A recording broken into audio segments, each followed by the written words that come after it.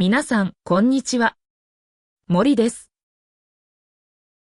今日は日本語のリスニング練習です。レベルは N3 です。今日のテーマは、長崎の水産加工場での仕事の経験です。知らない言葉や文法が出てきても、最後まで聞いてください。動画の最後に、今日出てきた文法をまとめて紹介します。今回は坂本さんに話を聞きます。坂本さんは長崎にある水産加工場で半年間働いた経験があります。よろしくお願いします。坂本です。よろしくお願いします。坂本さんはどんなきっかけで長崎に行ったんですか？大学を卒業した後、すぐに就職せずに、一度地方の仕事を経験してみたかったんです。私も卒業後にすぐ就職しなかったので、その気持ちはよくわかります。長崎を選んだのは何か理由がありましたか？祖父が長崎出身で、子供の頃から長崎の海産物に親しんでいました。特に、長崎のアジの干物が大好きで、一度その現場を見てみたいと思っていました。長崎のアジは本当に美味しいですよね。干物にするとまた特別な風味が出ますよね。そうなんです。あの風味に惹かれて、どうやって作られているのかを知りたくなりました。仕事はどうやって見つけましたか？インターネットで求人を探して、応募することにしました。水産加工の経験がなくてもいいという条件だったので、思い切って応募しました。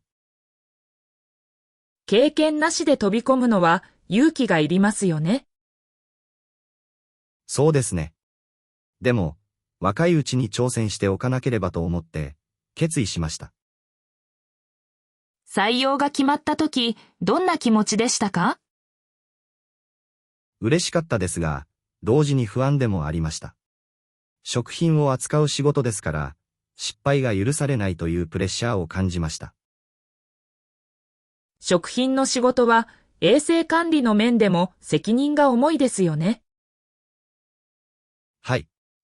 採用前に、そのあたりをよく調べておきました。加工場に初めて入った時の印象はどうでしたか？中に入った瞬間、魚の独特の匂いが鼻をついて、思わず立ち止まってしまいました。魚の加工場の匂いは、最初はやっぱり独特ですよね。慣れるまでが大変そうです。匂いだけじゃなく、工場内の温度も驚きました。年間を通して冷やされているので、真夏でも肌寒いくらいでした。食品の鮮度を保つためには、温度管理が欠かせませんよね。そうです。最初の1週間は、寒さと匂いに慣れるだけで精一杯でした。作業着や装備はどんなものでしたか？白衣に長靴、厚い手袋、それから耳まで覆えるような帽子をかぶりました。最初に来た時、鏡を見て、本当にここで働くんだなと実感が湧きました。制服を着た瞬間、スイッチが入る感じがありますよね。まさにそうです。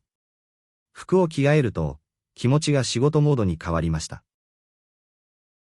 最初はどんな仕事を担当しましたか？まずは、水揚げされたアジを洗って、大きさで選別する作業から始めました。一見簡単そうに見えますが、素早く正確に分けなければならず、思った以上に大変でした。単純に見える作業ほど、実は奥が深いことがありますよね。先輩たちは、魚を一目見ただけで大きさと鮮度を判断していました。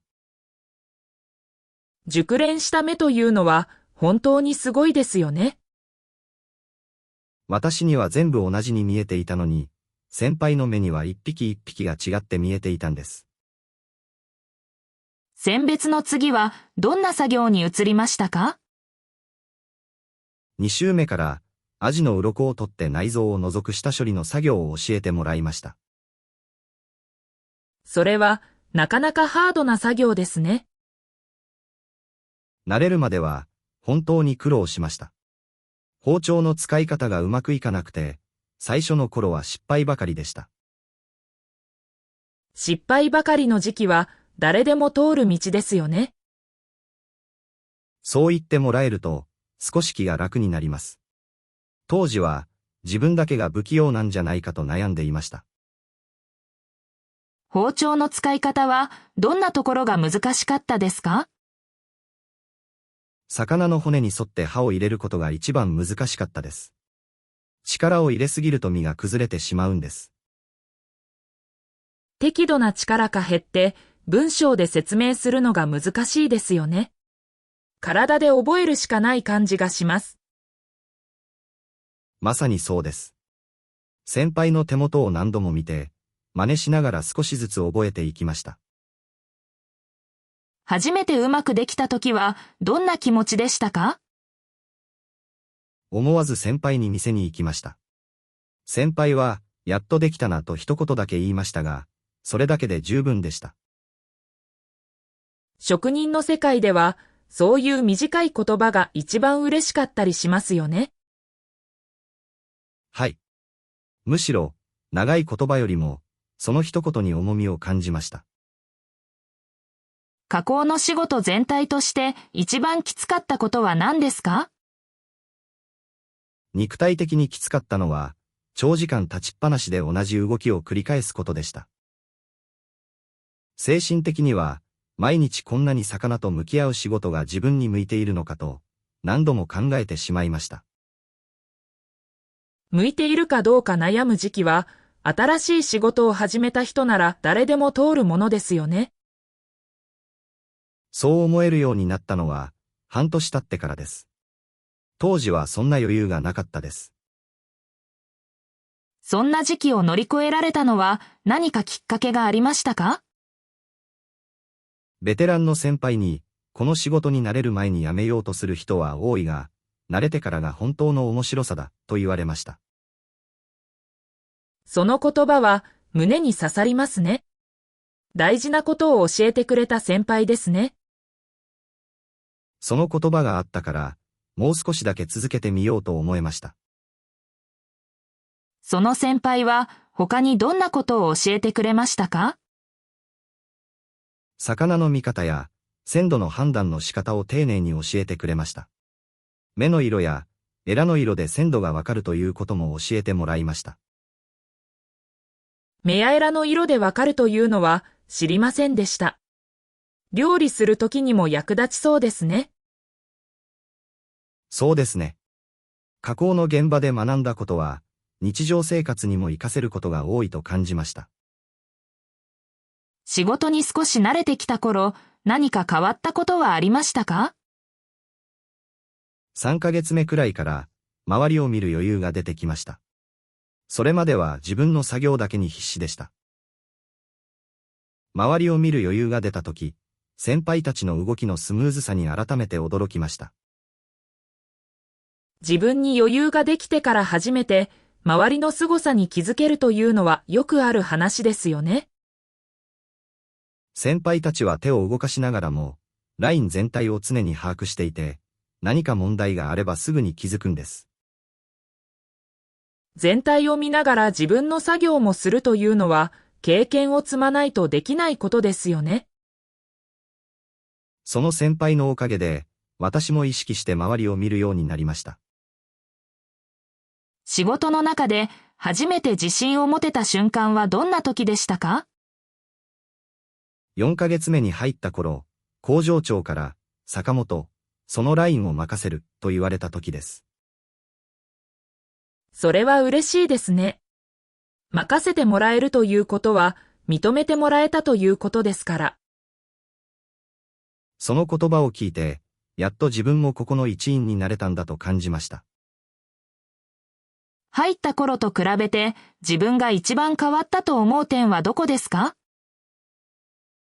入った頃に比べて、魚を見る目が全然違います。形だけじゃなく、匂いや手触りで状態がわかるようになりました。それは大きな成長ですね。五感を全部使えるようになったということですね。そうです。最初は目で見るしかできませんでしたが、今では目、鼻、手を同時に使えるようになりました。技術というのは気がつかないうちに身についていくものですよね。本当にそう思います。ある日突然、自然にできていると気づく瞬間がありました。加工場では季節によって仕事の内容も変わりましたか？大きく変わりました。漁獲量に応じて、扱う魚の種類も量も変わるんです。具体的にはどんな変化がありましたか？夏はアジが多く取れるので、干物の製造がメインになります。冬はブリの加工が増えて、切り身や付け加工の仕事が多くなりました。季節ごとに違う魚と向き合えるのは飽きなくていいですよね。その通りです。慣れた頃にまた新しい魚が来るので、いつも何か学んでいる感覚がありました。魚の種類によって加工の難しさも違いましたか？かなり違います。アジは比較的骨が少なくて扱いやすいですが、ブリは大きくて力がいります。ブリは大きいですもんね。あれをさばくのはかなりの技術が必要そうです。そうです。ブリをさばけるようになった時は、本当に達成感がありました。ここで少し視聴者の皆さんにも聞いてみたいことがあります。皆さんは長崎の食べ物というと何を思い浮かべますか？カステラ、ちゃんぽん、それとも今日話に出た干物でしょうか？ぜひコメントで教えてください。坂本さんも視聴者の皆さんのコメントを楽しみにしていてください。では続きを聞きましょう。長崎での生活自体はどうでしたか？仕事以外の時間に長崎を楽しめましたか？仕事の後は疲れていましたが、休日は積極的に長崎の街を歩き回りました。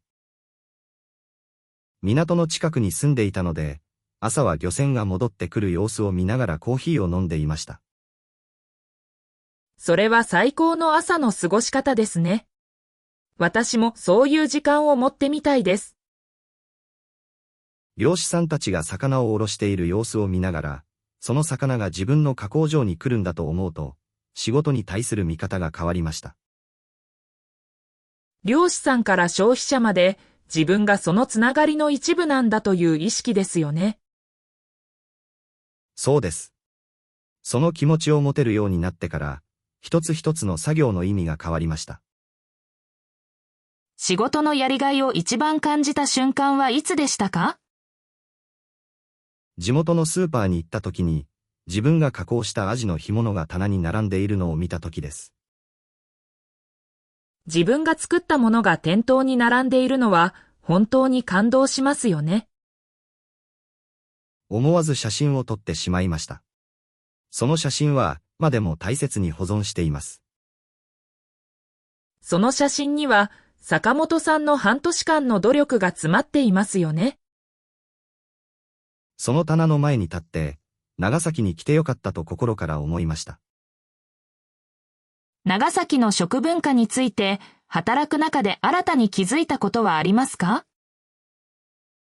長崎の人たちにとって、魚は食卓の中心なんだということをひしひしと感じました。地元の方々が干物を買うとき、こだわりを持って選んでいる様子が印象的でした。海に近い土地の人は、魚に対する目が厳しいですよね。だからこそ、加工の品質管理も厳しくなるんだということが理解できました。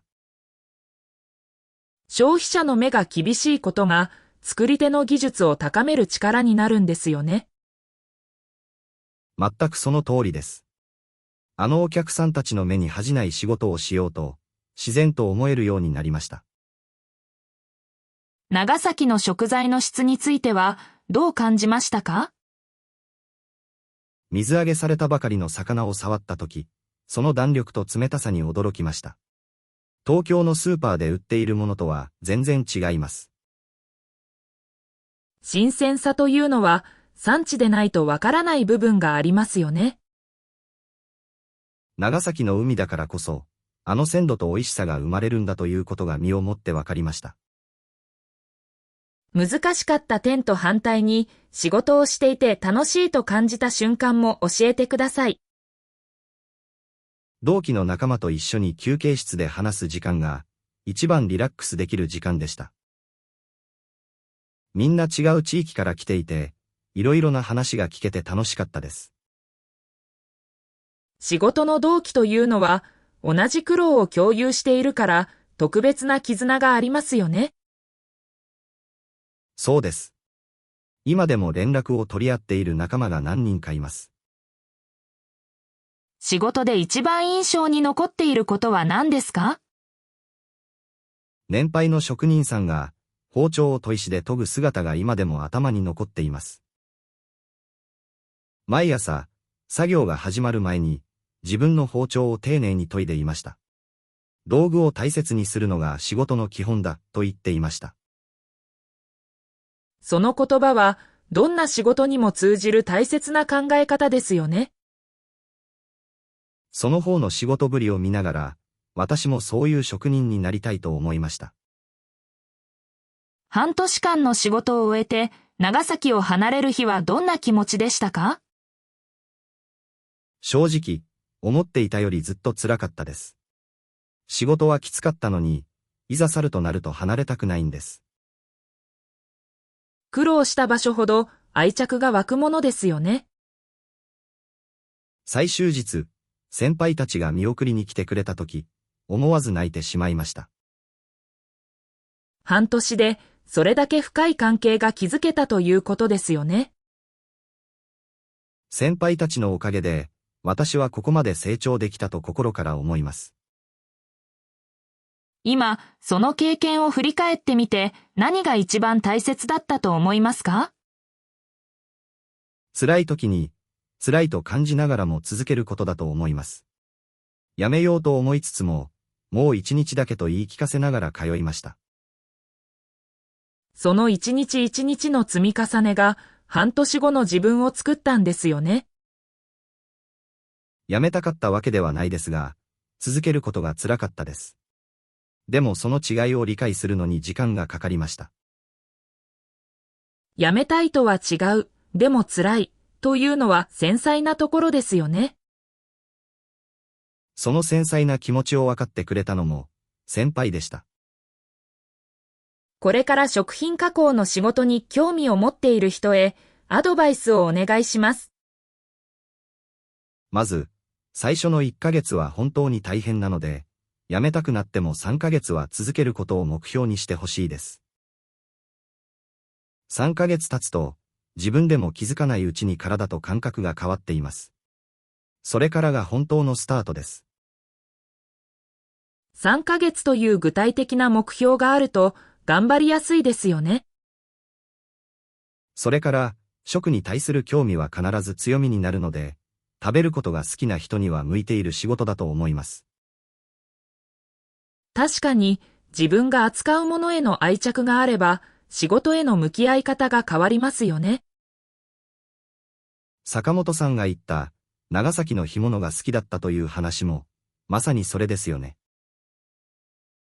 今後も食品に関わる仕事を続けていくつもりですか？はい。この経験を生かして食品の品質管理や地域の食文化を広める仕事に関わりたいと考えています。長崎での経験が坂本さんの将来の方向を決めたんですね。そうです。あの半年間がなければ、今の自分の目標はなかったと思います。最後に視聴者の皆さんへ一言お願いします。知らない土地で、知らない仕事をすることは不安ですが、その不安は成長の入り口です。ぜひ、自分が普段と違う環境に飛び込んでみてください。必ず何かが変わります。その言葉、日本語学習にも通じますよね。確かに。慣れない言語に挑戦している視聴者の皆さんも、同じ気持ちで頑張っているんだと思います。坂本さん、今日は本当に素晴らしいお話をありがとうございました。こちらこそ、ありがとうございました。話しながら、長崎を思い出して少し懐かしくなりました。皆さんも今日の話を通じて、長崎の水産加工の世界を少しでも身近に感じてもらえたら嬉しいです。今日の会話で知らなかった文法や表現があれば、コメントに書いてください。では、今日出てきた文法をまとめて紹介します。一つ目は、ことにするです。応募することにしたのように、自分で決めた行動を表します。二つ目は、ばかりです。失敗ばかりだったのように、そればかりが続く状況を表します。三つ目は、ようになるです。匂いや手触りでわかるようになったのように、変化の結果を表します。四つ目は、に比べてです。入った頃に比べてのように、比較するときに使います。五つ目は、ものだです。失敗ばかりの時期は誰でも通るものだのように、一般的な事実や道理を表します。六つ目は、つつです。やめようと思いつつも続けたのように、二つのことが同時に続く様子を表します。七つ目は、に応じてです。漁獲量に応じて仕事が変わるのように、何かに合わせて変わることを表します。八つ目は、わけではないです。やめたかったわけではないのように、誤解を否定するときに使います。九つ目は、からこそです。長崎の海だからこそ、その美味しさが生まれるのように、理由を強調するときに使います。10番目は、によってです。魚の種類によって難しさが違うのように、原因や違いを表すときに使います。11番目は、おかげでです。先輩たちのおかげで成長できたのように、良い結果の原因を表します。12番目は、つつの応用で、ながらもです。辛いと感じながらも続けたのように、逆説の意味で使います。今日の文法は、気持ちや状況を細かく伝えるのにとても役立ちます。ぜひ自分の言葉で練習してみてください。N さんの試験に向けて一緒に頑張りましょう。坂本さん、今日は本当にありがとうございました。ありがとうございました。久しぶりに長崎の話ができて、嬉しかったです。坂本さんのこれからの活躍を応援しています。ありがとうございます。頑張ります。皆さんも今日も最後まで聞いてくださってありがとうございました。今日の会話を聞いて、一つでも新しい表現を覚えてくれたら嬉しいです。よかったらチャンネル登録と高評価もよろしくお願いします。コメントもいつも楽しみに読んでいます。皆さんのコメントが次の動画のテーマや内容のヒントになることもあります。今後も様々なテーマで日本語の学習に役立つ動画を作っていきます。試験の準備をしている方も、日本語を楽しんで学んでいる方も一緒に続けていきましょう。他の動画もぜひ見てください。それでは、また次のエピソードでお会いしましょう。坂本さん、またいつかお話を聞かせてください。ぜひ、またよろしくお願いします。皆さんも引き続き日本語の勉強を楽しんでください。長崎の干物を食べながら聞いてくれた方は、ぜひコメントで教えてください。では、また次の動画でお会いしましょう。さようなら。